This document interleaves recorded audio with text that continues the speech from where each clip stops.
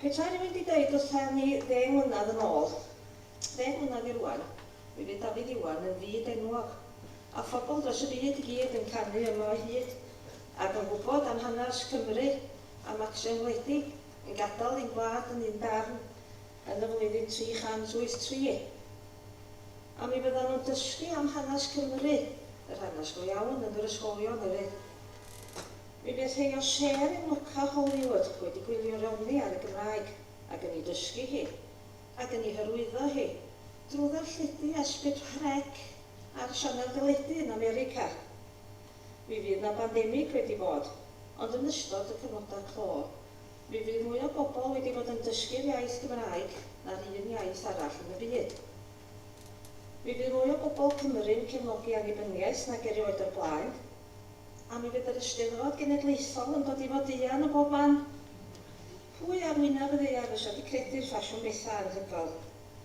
Ond yna lle da ni, felly pam sa'n gwell i sefydlu cyrchfan wyliau Gymraeg ym Mhenrhyn Llŷn a defnyddio ymweliad yr Eisteddfod fel y cam cyntaf tuag at dwristiaeth gynaladwy Gymraeg.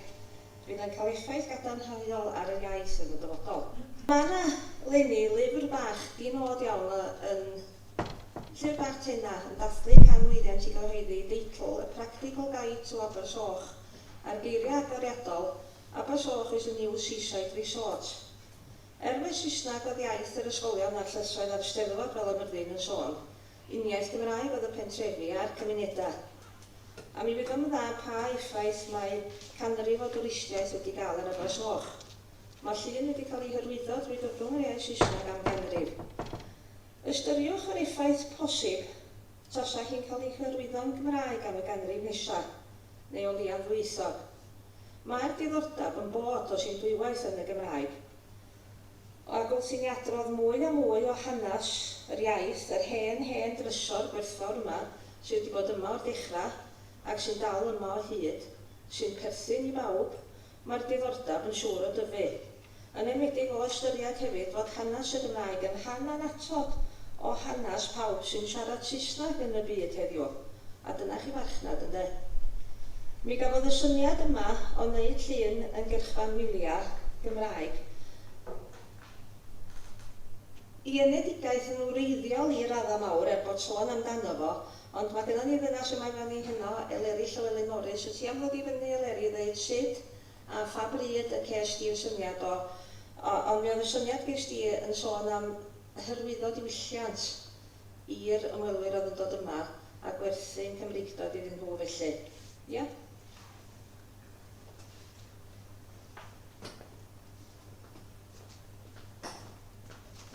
Croeso i Eleri Llywelyn Morris.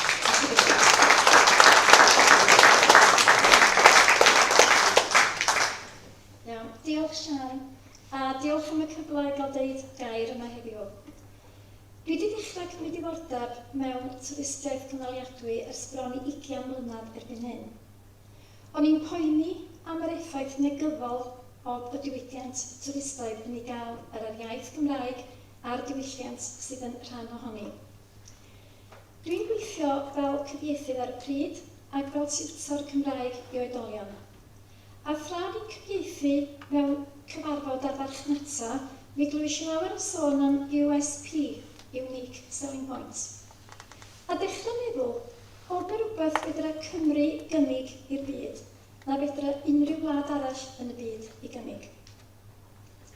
Da ni gyd yn gwybod bod Cymru'n wlad hardd, ond mae yna wledydd hardd eraill.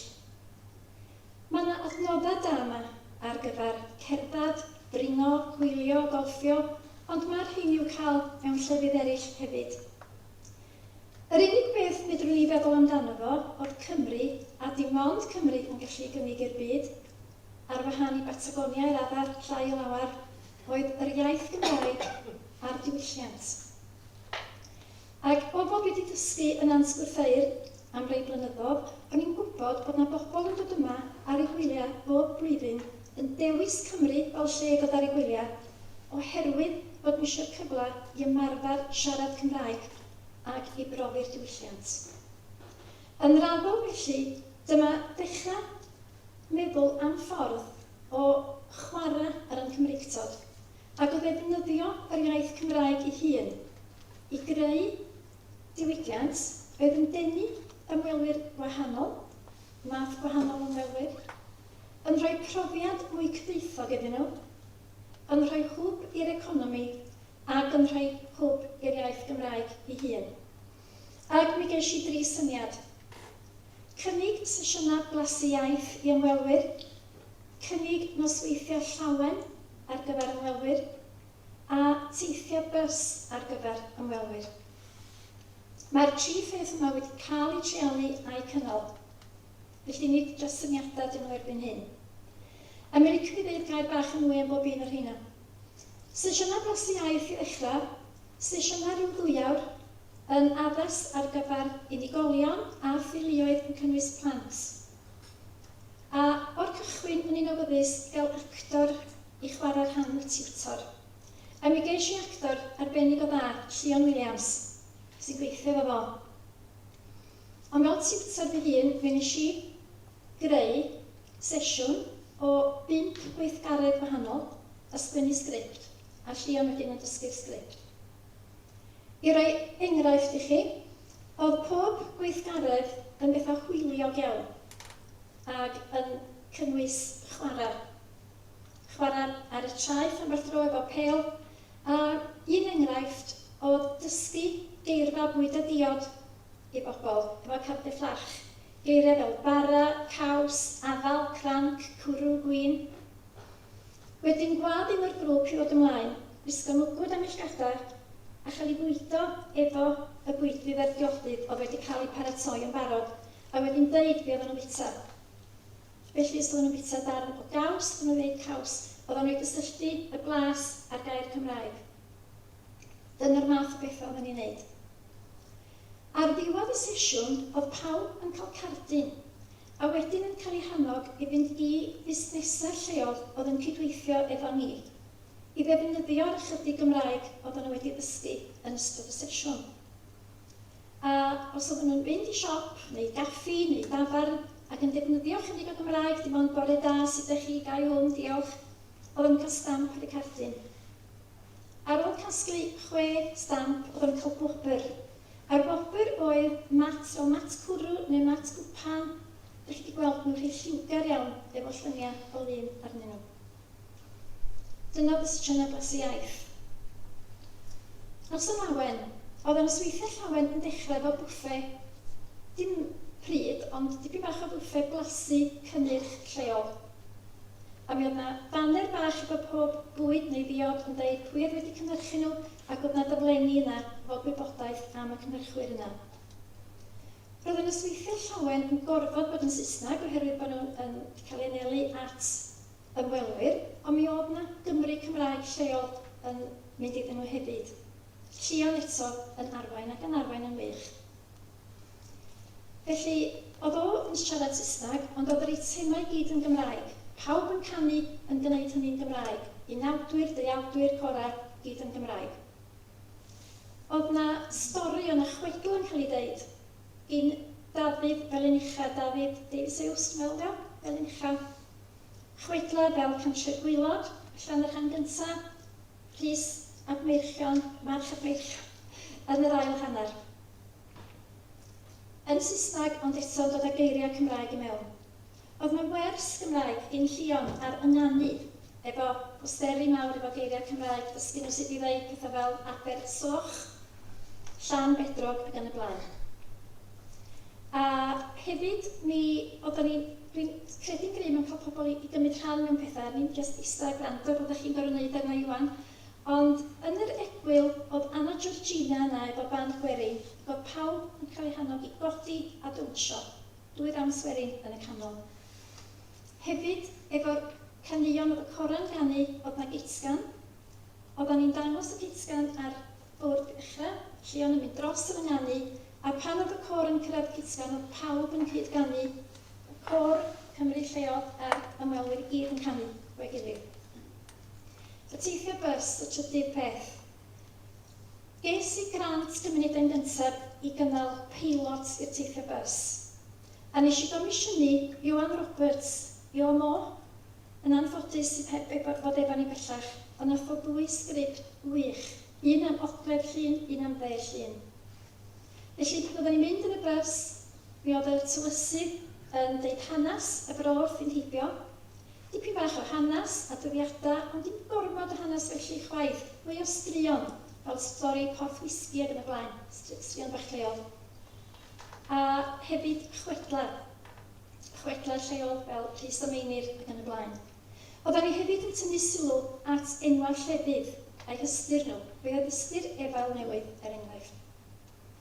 A dwi'n cofio mynd i Lan Gwynadl, lle mae yna eglwys, a ar y giart yn arwain i'r eglwys mae'r geiriau tŷ Duw.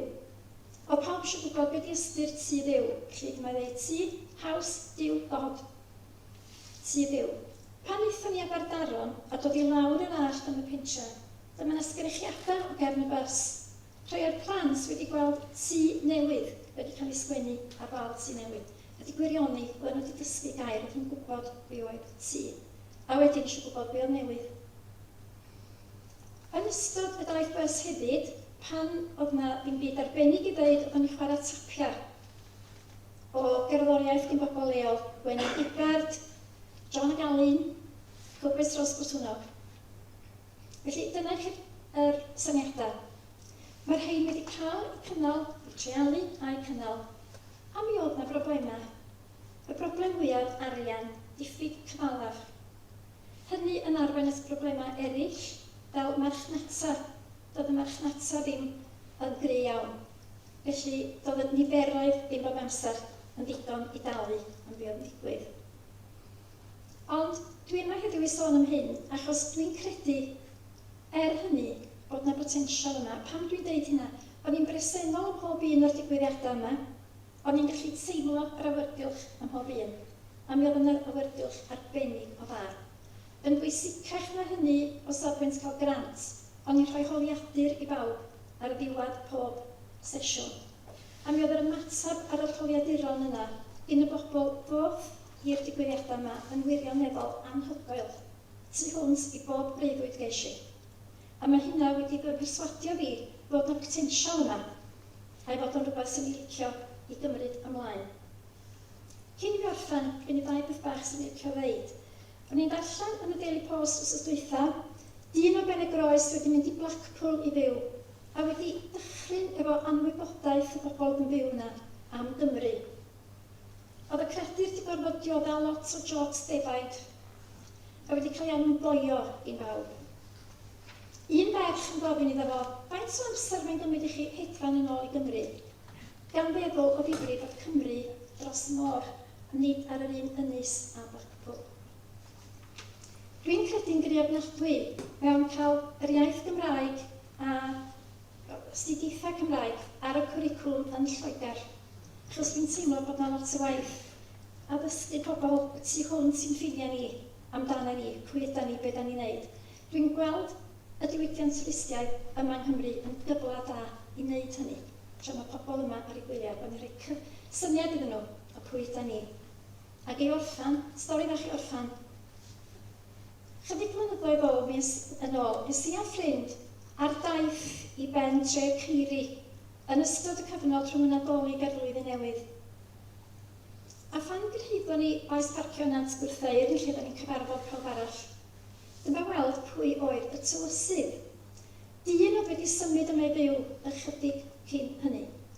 Oedd wedi dod i fy nosbarth Cymraeg i, yn cynnal dosbarth lleol ar y pryd, am ryw 3 thro, sy'n ni pawb i'w ben a wedyn y ffachdal.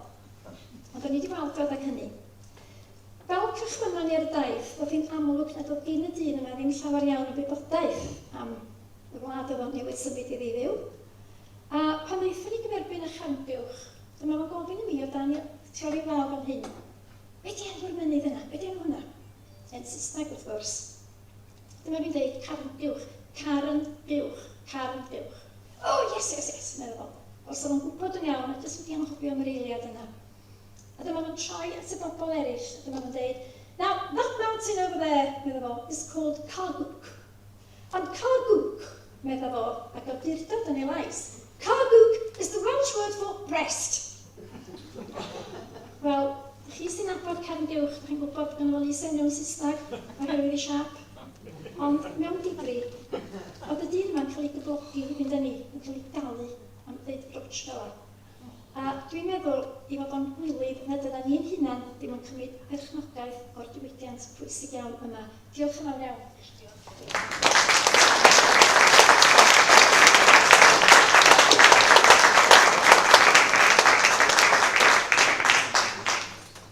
Diolch yn fawr Eryr, na ro hanes y gwaith diwyd iawn i oedd i wneud rhywbeth blynyddoedd yn ôl. A hwnnw nath ysgogi wedyn cyfeillion llun i wneud cynllun arall.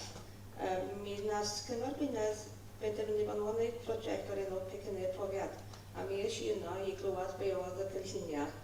A doedd na ddim sôn o gwbl am yr iaith Gymraeg, felly mi gafon nhw gynllun i gyflwyno yn ôl iddyn nhw i gael ei ariannu. Pecynnu'r Profiad Cymraeg oedd enw hwnnw. O chafon ni'n cefnogaeth ar y pryd i ddechrau a parhau rwyddo'r un hen dwristiaeth yn istron o Cyngor Gwynedd wedi wneud. Nid mater i unigolion yn y gymunedau bellach ydy hyrwyddo a gwarchod yr iaith Gymraeg. Mae, fel y Myrdin yn dweud, mae gan Llywodraeth Cymru dargeda ac mae gan Gyngor Gwynedd y letrau statudol i wneud yn llawer iawn gwell. Ond wedi dipyn o drafod a ffroswadio, dipyn bach o ffrio, mi nas y cyngor gynnig i ni medru mynd ymlaen efo'r cynllun fel peilot yn Llangwynedd yn unig. A'r rhan o'r cynllun yma ydy'r pamffled bach sydd gynnwch chi, dwi wedi rannu allan i chi ynghynt. A ydym wedi gweld hwn, a dyma fo, mae o'n mynd yn ôl, mae o'n deud pwrpas y cynllun os yn ôl i'r. Hwna lle bod wedi cael cyfle allan. Ydy gyflwyno llun fel ardal wyliau delfrydol i siaradwyr a dysgwyr y Gymraeg. Hyrwyddo'r ardal oherwydd ei fod yn ardal yn un o gadarnleoedd y Gymraeg. Nid rhaid oedd allan o'n eich allan o'r ysach chi. Ond am bod y Gymraeg yma, gwneud y Gymraeg y prif reswm i bobl ddod yma ato ni. Yn eisiau. A pe gyntaf neithon ni, oedd gofyn i fawr fynd a sbio o'n gwmpas yn Ben Llŷn, be oedd na Gymraeg. Faint o arwyddion Cymraeg, faint o arwyddion dwythog, a mi oedd na arwydd Cymraeg yn Dwyros.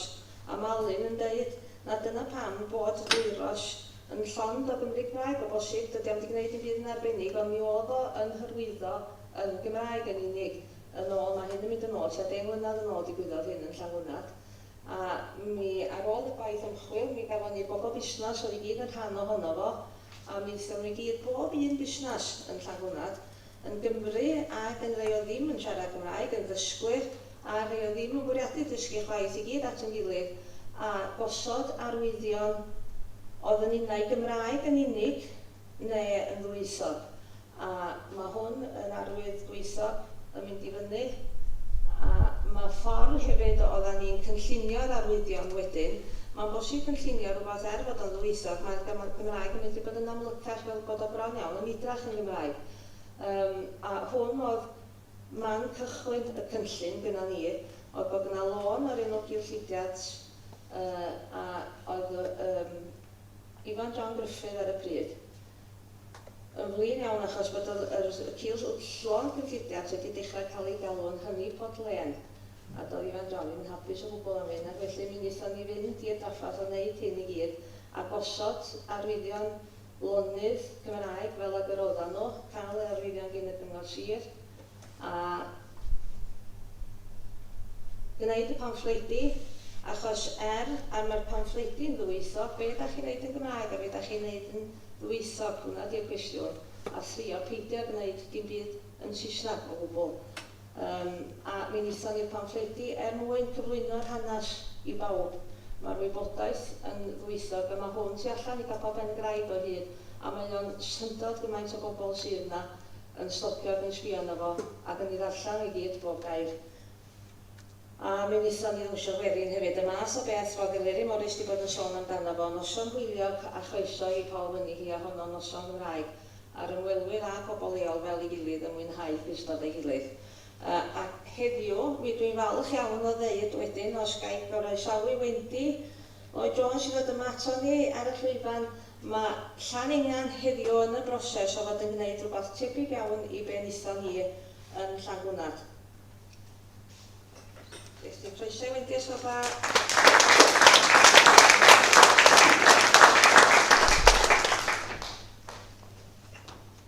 Wel, diolch iawn am y croeso.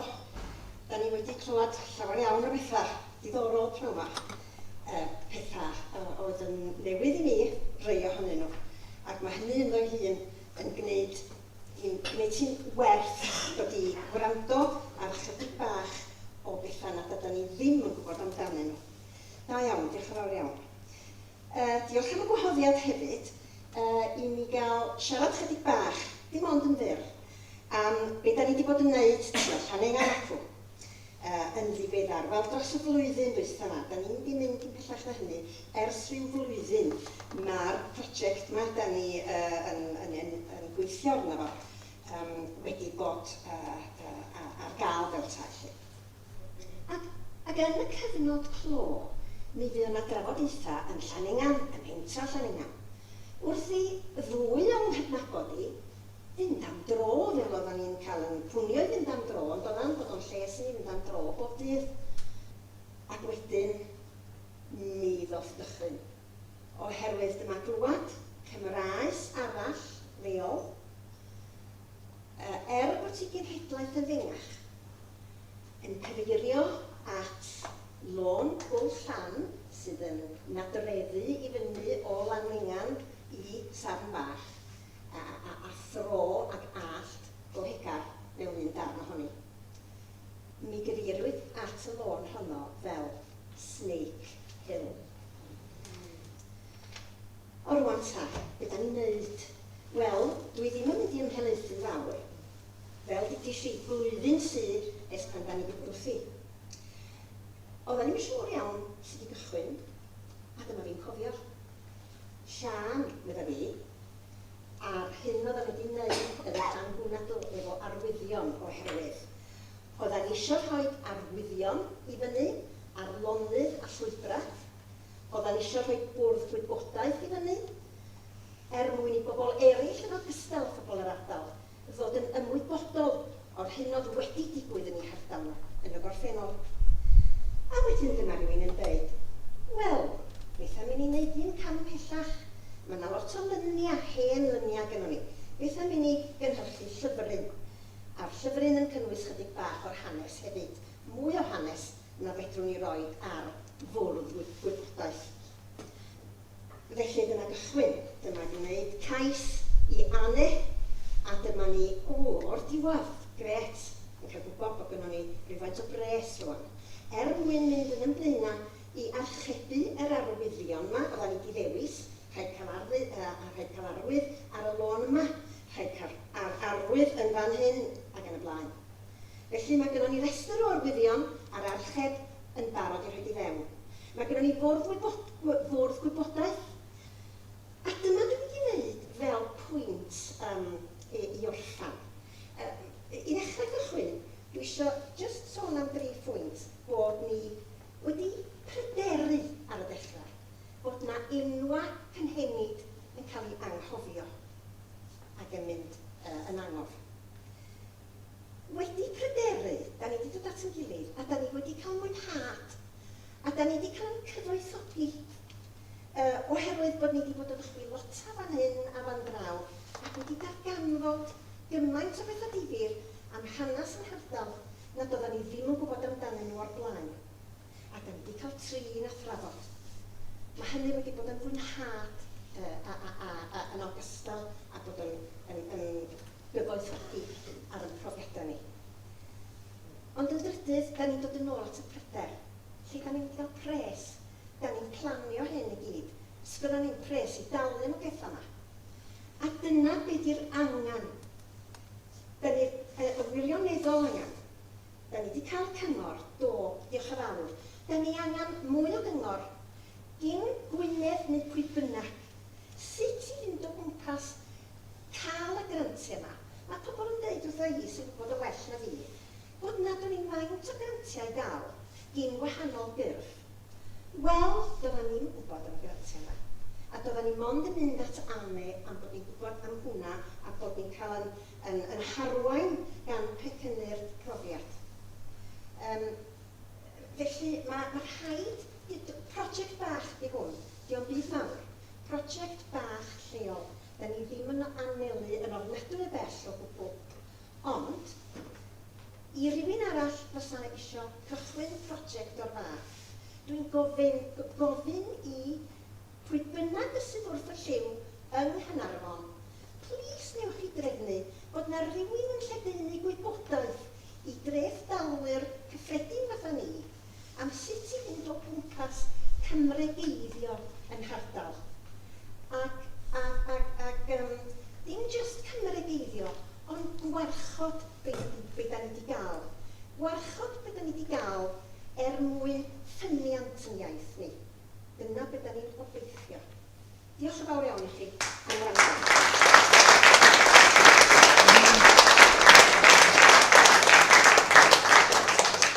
Diolch yn fawr iawn wedi, a hwnna yn negas bwysig iawn. A yn rhan o'r negas sydd gyda ni yma heddiw, sef mae yna dreithi mawrion wedi bod yn mynd i'r llywodraethau lleol a chenedlaethol yn sgil y diwydiant twristiaeth yn Llŷn. Mewn mwy nag un ffordd, a mae rhywun cynyddu rwan.